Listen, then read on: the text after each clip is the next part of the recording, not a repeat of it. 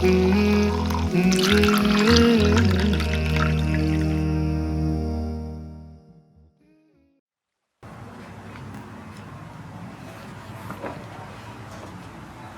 Mas Ade. Waalaikumsalam warahmatullahi wabarakatuh.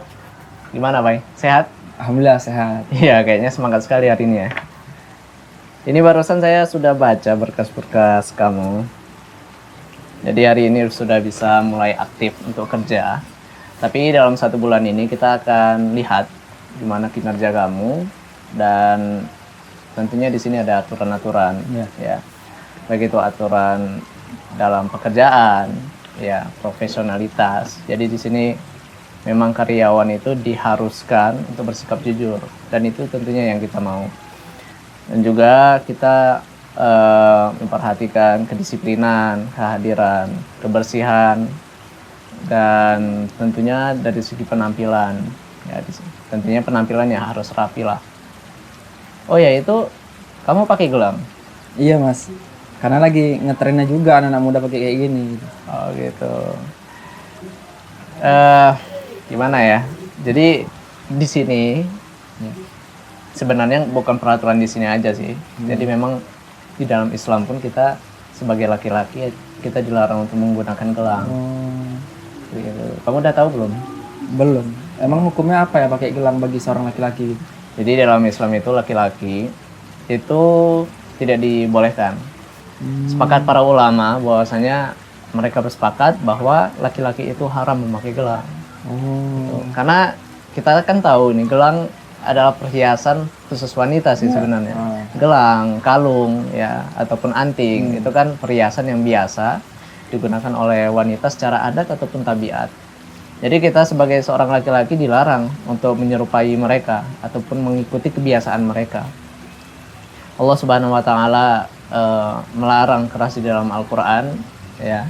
Dan juga Rasulullah di dalam hadis-hadisnya. Bahkan Rasulullah SAW melaknat orang-orang yang menyerupai lawan jenisnya.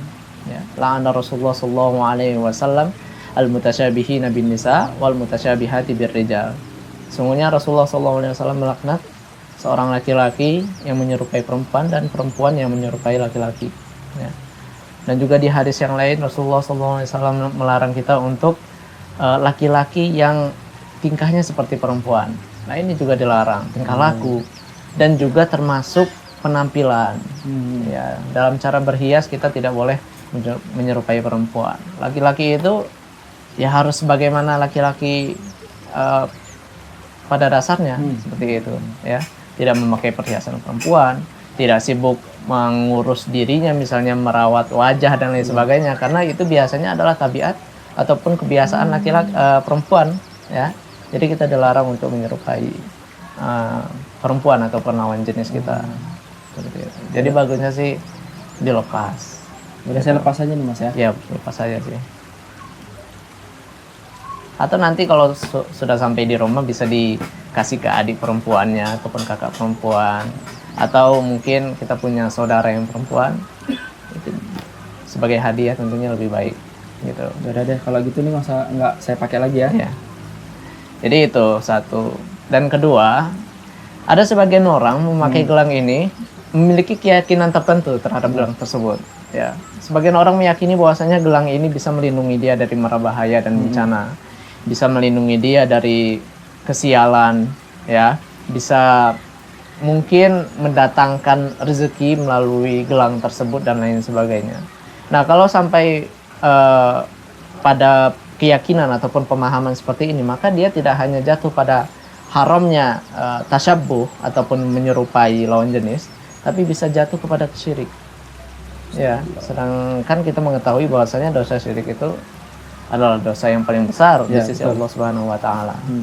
Jadi sebaiknya hal-hal tersebut kita hindari untuk menjaga akidah kita, untuk menjaga agama kita, agar ibadah kita tidak bercampur dengan kesyirikan. Seperti itu. Ya, bisa dipahami ya, Bay? Insyaallah bisa Mas. Oke.